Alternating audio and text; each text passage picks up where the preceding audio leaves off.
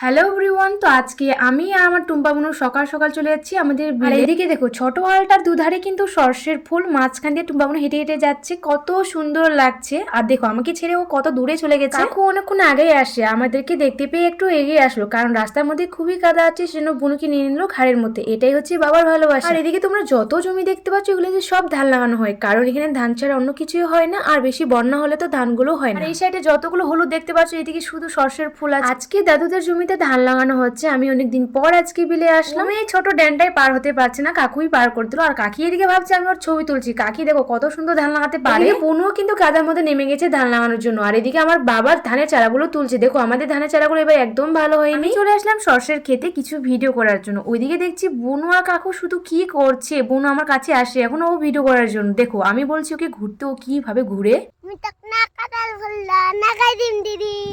এটার নাম আমি জানি না, কিন্তু সত্যি ওগুলো যদি চুলের মধ্যে লাগা যায় একদম ক্লিপের মতো কাজ করে আর জড়িয়ে ধরে একদম ছাড়তে চায় না। এখন ভাত খাবো, সেই জন্য বদল করে জল ভরতে আসে। আর জল দেখে এদিকে বোনু বলছে ও নাকি স্নান করবে। এই যে দেখো ওইদিকে মেশিন লাগানো হচ্ছে, সব জমিগুলোকে ভিজানো হচ্ছে। এদিকে আমার কাকি খাওয়া শুরু করে দিয়েছে। এখানে আমার বাবা খাচ্ছে, দাদু একটু পরে খাবে, আর বোনু আমাদের থেকে আগেই খাওয়া দাওয়া করে বাবার সাথে এখন জমির মধ্যে কাদা কাদা খেলছে। ও এত দুষ্টুমি করছে এখানে এসে। আমিও একটু খেয়ে নিই, মাঠের মধ্যে ভাত খেতে কিন্তু মজাই আলাদা। খাওয়া দাওয়া শেষ করে আমিও একটু ধানের চারা উঠিয়েছি। এখন আমরা যাচ্ছি বাড়ি। আজকের ভিডিওটা এ পর্যন্তই, দেখাবেন নতুন একটা ভিডিওর সাথে।